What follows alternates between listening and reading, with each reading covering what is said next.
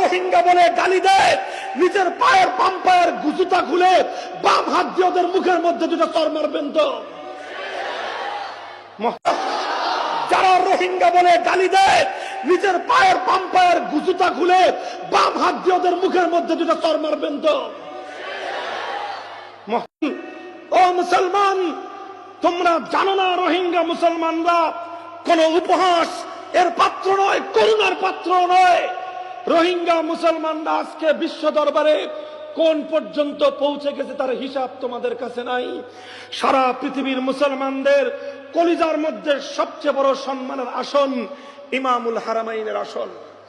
পবিত্র মক্কা এবং মদিনার মসজিদের ইমামতি যারা করে, তাদের আসন এবং মর্যাদার আসনটা খোদার কসম খেয়ে বলি, উম্মতে মুসলিমা আমেরিকার প্রেসিডেন্ট ট্রাম্পকে সম্মান করে না, উম্মতে মুসলিমা দুনিয়ার কোন ভ্লাদিমির পুতিনকে সম্মান করে না।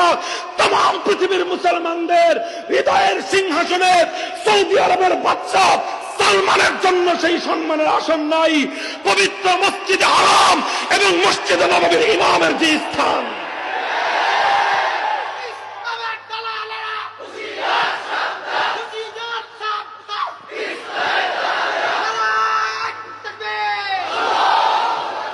মোহতারাম হাজিরিন, শেখ আইয়ুব যার সুললিত কণ্ঠের কোরআনের তেলাওয়াত দুনিয়ার পনে 200 কোটি মুসলমানদেরকে মাতোয়ারা করে দিয়েছিল।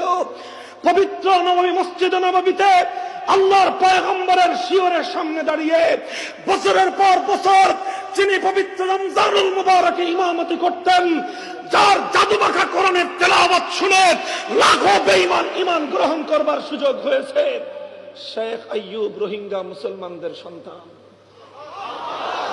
রোহিঙ্গারা কোন পর্যন্ত পৌঁছে গিয়েছে তোমরা জানো না। আজও মসজিদে হারামের গলিতে গলিতে, পবিত্র মসজিদে হারামের পিলারের গোড়ায় গোড়ায় যারা উম্মতকে দ্বীনের তালিম দেয়, তাদের মধ্যে অসংখ্য অগণিত রোহিঙ্গা মুসলমান রয়েছে। কাজেই কোন মুখে রোহিঙ্গাদেরকে নিয়ে উপহাস করো? কোন মুখে, কোন গর্বের বলে তোমরা, কোন অহংকারের বলে রোহিঙ্গাদেরকে নিয়ে তুচ্ছ তাচ্ছিল্য করো? রোহিঙ্গাদেরকে নিয়ে তুচ্ছ তাচ্ছিল্য করা ইসলাম বিরোধী একটা গভীর ষড়যন্ত্র। মুহতারাম হাজিরিন, সোচ্চার থাকবেন তো ইনশাআল্লাহ? সোচ্চার থাকবেন তো ইনশাআল্লাহ? যারা রোহিঙ্গা বলে গালি দেয়, নিজের পায়ের বাম পায়ের জুতা খুলে বাম হাত দিয়ে ওদের মুখের মধ্যে দুটো চর মারবেন তো?